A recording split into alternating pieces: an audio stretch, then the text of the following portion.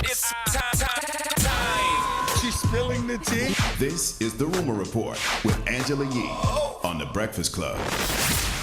All right, Dave Chappelle, third time hosting Saturday Night Live, and his opening monologue has gotten plenty of attention. The next day on Sunday after it aired, I was looking at the Saturday Night Live YouTube page, and I saw it was already at like 3.5 million views in less than 24 hours, okay? And so one of the things that he addressed is his friend, Kanye West. Here's what he had to say. But when he woke up, he went on Drink Champs again. This time, he was on one. He was mad about something. He said, I can say anti-Semitic things, and Adidas can't drop me. Now what? Adidas dropped that immediately. Ironically, Adidas was founded by Nazis, and they were offended. I guess the student surpassed the teacher.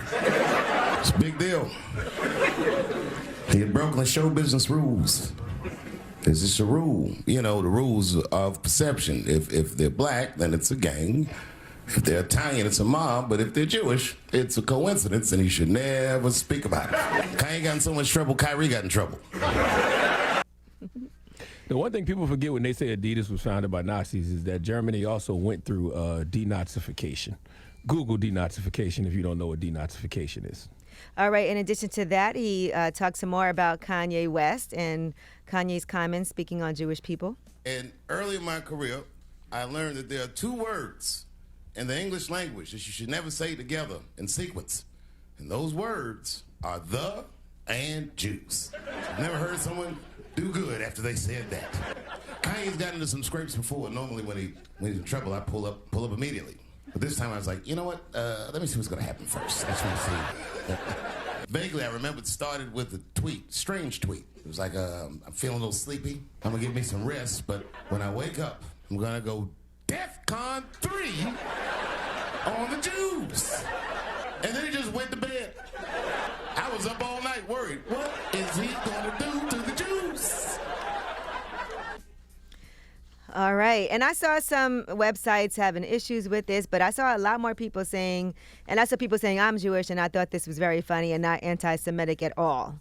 Yeah, I saw the ADL. The ADL is upset about Dave's monologue, and like you said, some folks are saying he's normalizing anti-Semitism. I believe the ADL should use this opportunity to teach, because at this point, this isn't getting us anywhere. Because I've learned a lot about what is considered to be anti-Semitic over the last couple of years, but I personally didn't hear anything that would be considered anti-Semitic in Dave's monologue. So I think the ADL should teach folks what's considered anti-Semitic instead of just coming out and labeling people anti-Semitic, because that is a very dangerous label. And I think anybody who says that, Dave's monologue is normalizing anti-Semitism, use these moments as opportunities to teach, because clearly there's a whole lot of people who don't even know what being anti-Semitic is, because I know.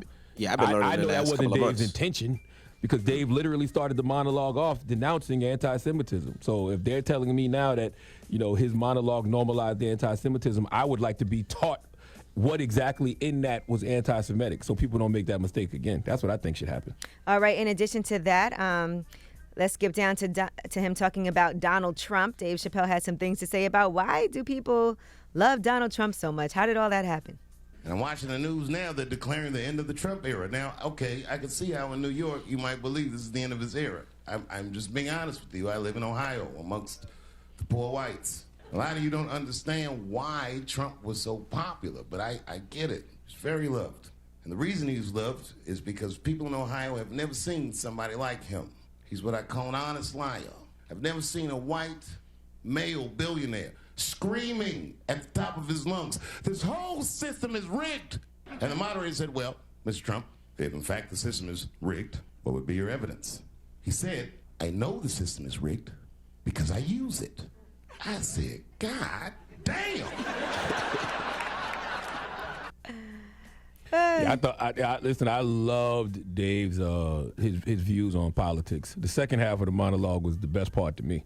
All right, he yes. was breaking down the midterms and why people like Trump and stuff like that. Well, here's more about what he had to say about Trump and Trump's taxes when Hillary Clinton was like, he didn't pay his taxes. And then Hillary Clinton tried to punch him in the taxes. She said, this man doesn't pay his taxes. He shot right back. That makes me smart. I And remember then that. he said, if you want me to pay my taxes, then change the tax code.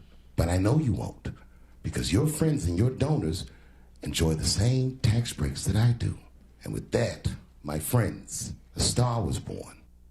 Ooh. Listen, do you remember? I remember when he did that, and I remember us being on air saying, "He's right."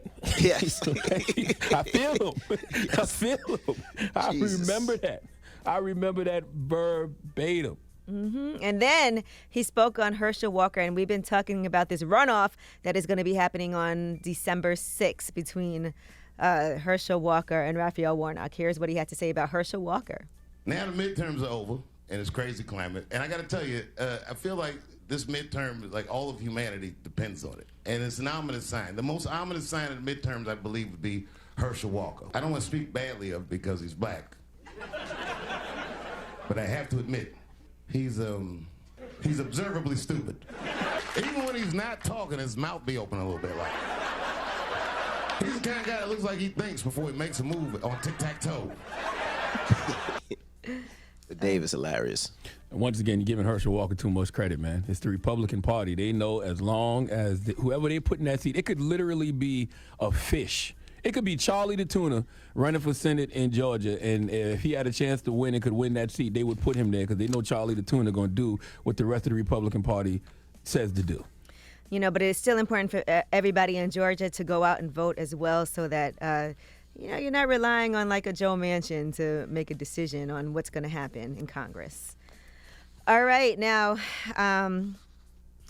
let's talk about Fat Joe. He's talking about inflation at the supermarket. He said his wife is upset with the economy because everybody's doing terrible out here, and we have more friends that are middle class to poor than we have rich friends.